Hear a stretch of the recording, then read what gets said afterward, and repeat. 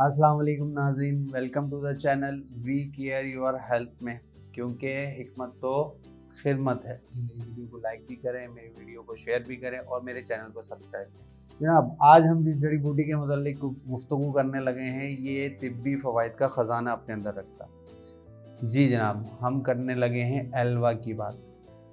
Alva ये हिंदी ज़बान में कहा जाता है, पंजाबी ज़बान में इसको मुसब्बर कहा जाता है, फ़ारसी ज़बान में इसको सिबर कहा जाता है और अंग्रेज़ी ज़बान में इसको एल्व्स कहा जाता है। जैसा कि मैं बता चुका हूँ कि ये तिब्बी फ़वाइद का ख़जाना अपने अंदर रखता है। तो जनाब, घीक्वार एक ऐसा पौधा है जो तिब्बी फ़वाइद का ख़जाना अपने अंदर समाया हुआ है। इसमें ऐसे ऐसे फ़वाइद हैं कि जो हम बात करने पे आएँ तो शायद ये वीडियो जो है लंबी होती चली जाएगी। ये एक किस्म का असारा है जो नबातात के पत्तों से रस जब निकाला जाता है तो उसे खुश्क किया जाता है, तो उसको एल्वा का नाम दिया गया है। यहाँ आपको ये बताता चलूँ कि इसका पौधा जो है वो कई किस्म का होता है। जो जज़ाइर गरबुल हिंद की पैदावार है उसको सिबर बरबरी कहते हैं। जहाँ तक इसकी रंगत का ताल्लुक है, ये रंग के हिसाब से स्याह होता है और शीशे की मानिंद शफाफियत रखता है। जायके के हिसाब से ये इंतहाई सख्त किस्म का कड़वा होता है और इसको अगर इस्तेमाल किया जाए तो जी मतलाने लग जाता है। मिजाज के हवाले से ये गर्म और खुश्क होता है।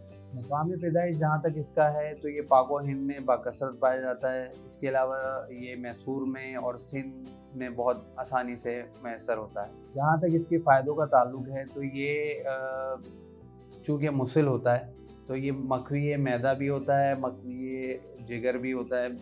जिगर की इस्लाह के लिए भी बहुत फ़ायदेमंद होता है और इसको नुस्खों में इस्तेमाल किया जाता है। बहुत सारे तबीब इसे नुस्खों में इस्तेमाल करते हैं। इसकी मशहूर मुरक्कबात में हुब्बे तिनकार है, हुब्बे आयारिज है।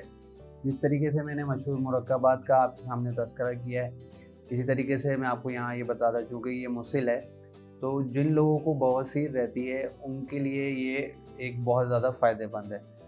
तो नुस्खा नोट फरमा लें। मैं आपको बवासीर का जो नुस्खा बताने लगा हूँ उसको आपने करना क्या है, 3 चीज़ें हैं। उन 3 चीज़ों को जो है आपने पाउडर बनाना है। क्या क्या हैं वो चीज़ें, तो अज़ा नोट फरमा लें। रसोद, नीम नबोली और मुसब्बर। जी जनाब, ये आपने हम वज़न लेनी है और इसको जो है आपने 4 रत्ती का कैप्सूल एक लेना है। उसमें आपने इसको जो है भर लेना है।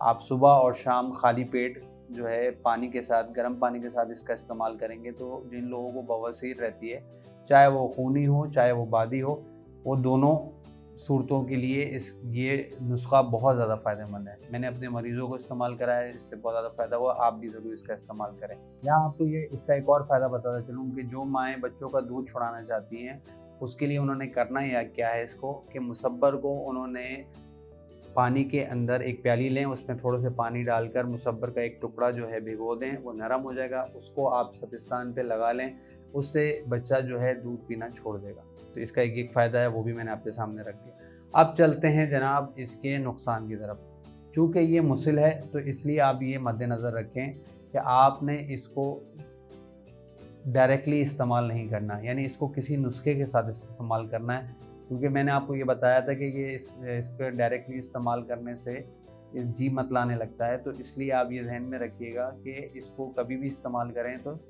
पूरे मुकम्मल नुस्खे के साथ इस्तेमाल करें। और चूँकि ये मुसिल है तो जिन लोगों को पेचिस रहते हैं या जिनकी आंतें कमज़ोर हैं वो इसका इस्तेमाल बिल्कुल ना करें, क्योंकि उनके मोशन बढ़ जाएंगे, तो इसलिए मुनासिब नहीं है।